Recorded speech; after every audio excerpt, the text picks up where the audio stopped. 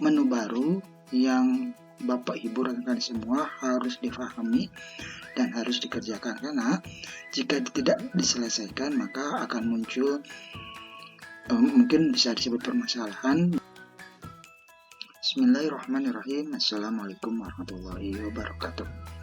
Selamat datang di DIY Channel, di mana Bapak Ibu rekan-rekan semua akan mendapatkan informasi tentang aplikasi-aplikasi di Kementerian Agama.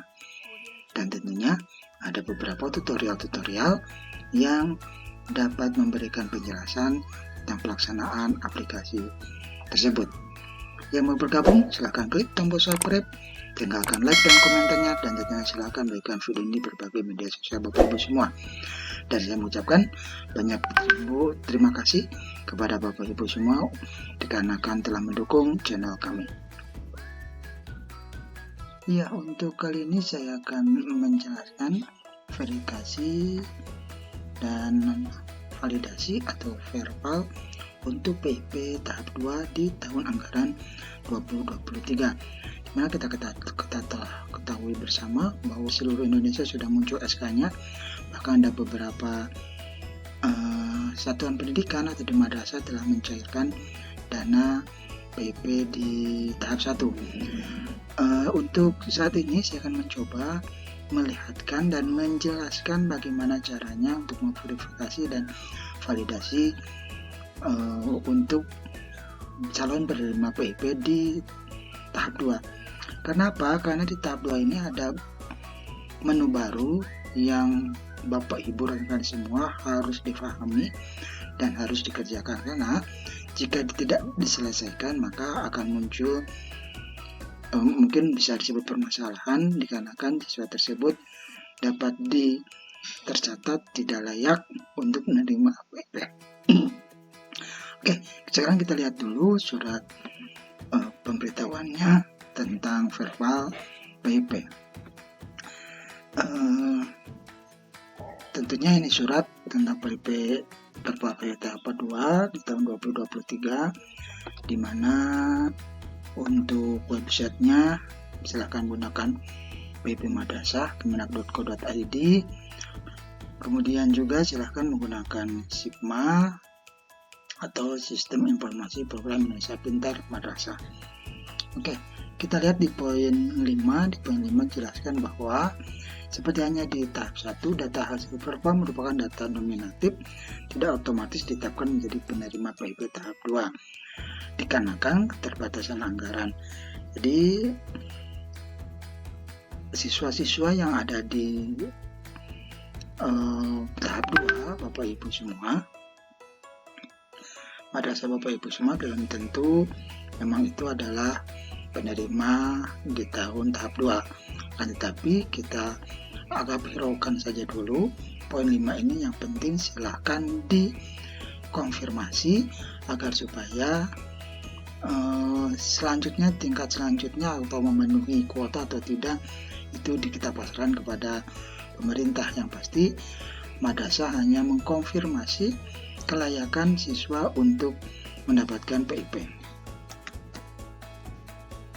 Tidak jauh berbeda antara langkah-langkah verifikasi dan validasi siswa calon penerima manfaat program Indonesia Pintar dengan tahap 1. Di tahap 2 ini ada untuk madrasah, kemudian kantor admin kantor Kementerian Agama atau Kementerian Agama Provinsi, kemudian juga di kantor Kementerian atau Direktorat KSKK Madrasah tingkat pusat. Oke, kita coba langsung saja ke aplikasi SIP-nya untuk mengeksekusi bagaimana caranya kita menyelesaikan menu baru yang ada di aplikasi tersebut. Jika tidak terselesaikan, maka dikhawatirkan calon peserta penerima PIP yang sudah tercatat di tahap 1 tapi tidak dapat dicairkan alias tidak layak. Gimana caranya? Ayo kita ke aplikasi Sigma. Ya, di pengumuman ini pada saat kita masuk di dashboard Sigma, kita dapatkan pengumuman ada 5 poin penting harus kita perhatikan sebelum kita mengeksekusi atau masuk ke menu-menu yang ada di Sigma ini. Yang poin pertama, basis data PP tahap 2 tahun 2025 adalah hasil pemadanan data siswa semester genap tahun pelajaran 2022-2023. Dikelola MIS dengan data terpadu kesejahteraan sosial. Jadi pada saat kita masuk di semester yang kedua, semester genap di bulan Januari, di sana mulai ada pemadanan antara MIS dengan data dengan Kementerian Sosial. Apakah dengan tentunya berbasis nomor NIK, nomor induk kependudukan. Sering bertanya rekan-rekan semua, kadang apakah siswa tersebut mendapatkan PIP atau tidak, dikarenakan belum melampirkan di data MIS. Pengalaman saya ternyata walau jika sudah tercatat di data Kementerian Sosial, NIK orang tua atau kakak dari siswa tersebut, nomor kakak dari siswa tersebut, maka biasanya di dalam Sigma itu akan muncul. Akan tetapi bisa dicairkan atau tidak, itu tadi apakah masuk kuota, anggarannya bisa terpenuhi atau tidak. Pengalaman saya seperti itu ya,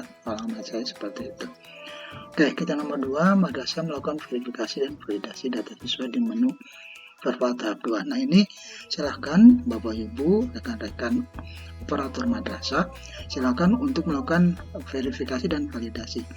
Mungkin sekali saya hanya mengingatkan saja, nanti ada yang warna merah tidak layak dan hijau layak. Silakan Bapak Ibu, jika memang siswa tersebut tidak layak, silakan klik tidak layak ataupun layak. Itu akan memberikan penjelasan melalui sistem ini, melalui aplikasi ini kepada KSKK bahwa siswa tersebut akan mendapatkan atau tidak manfaat dari PIP. Poin ketiga, madrasah memperbaiki data siswa yang tidak bisa bukakan rekening. Nah, ini ada menu baru di mana ada menu yang gagal buka rekening. Tidak semua madrasah memiliki terisi menu gagal buka rekeningnya, karena jika ada madrasah Bapak Ibu mengalami hal seperti itu, silahkan perhatikan video ini sampai tuntas. Poin yang keempatnya adalah madrasah melakukan konfirmasi data hasil verval apabila telah verifikasi dan validasi data. Ini yang sering lupa pada saat kita sudah memperbaiki data, pada saat kita sudah melihat kelayakan jumlah siswa yang akan calon penerima manfaat PIP, akan tetapi salahnya lupa untuk dikonfirmasi. Nah, kapan terakhirnya adalah di tanggal 9 Juni 2023. Sekarang mungkin perkirakan antara 1 bulan lagi, itu sudah ada di gagal buka rekening, menu gagal buka rekening. Di sana sekali lagi saya ingatkan, di sana ada timer yang menyebutkan bahwa tinggal berapa hari lagi, tinggal berapa jam lagi kita diberikan kesempatan untuk menyelesaikan dan mengkonfirmasi data-data yang di PIP. Yang kedua, di gagal buka rekening ini ada penjelasan bagaimana cara melaksanakan perbaikan data yang ada kesalahan. Jangan khawatir Bapak Ibu, silahkan Bapak Ibu nanti lihat ada keterangannya yang berwarna merah ini, di mana kesalahannya. Ya, di mana kesalahannya. Kesalahannya apa di NIK, kesalahannya apa di nama siswa, kesalahannya di tempat lahir, kesalahannya di nama ibu kandung. Itu silahkan perbaiki apa yang telah tercatat di dalam warna merah tersebut. Saya sampaikan untuk melihat atau mereferensi data bahwa siswa tersebut memang sudah valid atau belum datanya, ataupun dikarenakan ada catatan merah di aplikasi Bapak Ibu, silahkan referensinya, sumber datanya jangan hanya satu di KK saja. Akan tetapi silahkan Bapak Ibu juga buka data di verifikasi dan validasi peserta didik, ya, verval PD. Kemudian kita lihat di MIS-nya, apakah di MIS-nya sudah sesuai atau tidak. Jadi langkahnya silakan buka Verbal PD, cocokkan datanya apakah masuk ke residu atau tidak.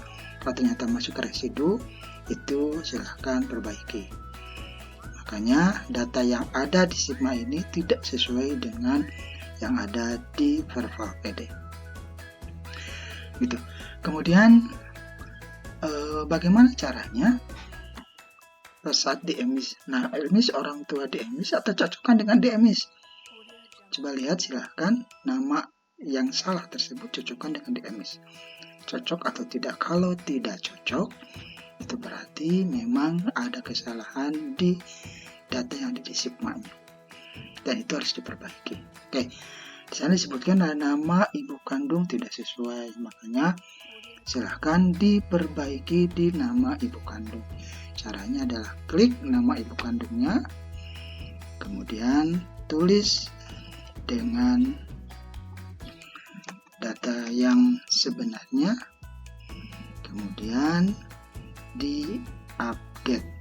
Itu selesai bahwa perbaikan nama ibu kandung yang ada tercatat di gagal buka rekening. Ya mungkin itu saja penjelasan dan dari mulai awal, yaitu dari mulai adanya surat pemberitahuan tentang Verbal PIP, kemudian juga bagaimana caranya merubah data di menu baru yaitu gagal buka rekening. Sedikit saja, gagal buka rekening ini adalah untuk calon peserta penerima PIP di tahap 1. Jadi teman-teman yang lainnya sudah memiliki nomor rekening, tapi ternyata siswa tersebut di tahap 1 muncul tapi belum mendapatkan nomor rekening dikarenakan ada data yang salah. Itu silahkan gunakan perbaiki data tersebut sesuai dengan keterangan tersebut. Yang pertama kesimpulan, yang keduanya adalah jika rujukan atau referensi datanya silahkan diambil dari Verbal PD. Jangan hanya melalui KK dan akte saja. Silahkan dilihat di sistemnya, di Verbal PD-nya, di versi validasi peserta didik. Silahkan dilihat apa kesannya dan dicocokkan, disinkronkan. Kemudian selanjutnya sinkronkan juga DMIS. Jika ada kesalahan nama di ibu, karena kita ketahui bersama DMIS tidak bisa memperbaiki nama ibu. Sekali lagi, DMIS tidak bisa memperbaiki nama ibu. Nama orang tua ayah bisa diperbaiki secara manual. Untuk ibu tidak bisa. Kan tetapi saya punya caranya. Silahkan dilihat di deskripsi cara memperbaiki nama ibu. Itu saja.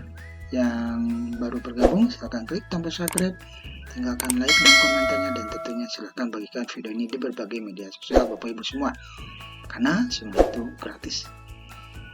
Terakhir, tetap sehat, tetap semangat, tong hilap rah diwai. Billahi taufiq wal hidayah. Wassalamualaikum warahmatullahi wabarakatuh.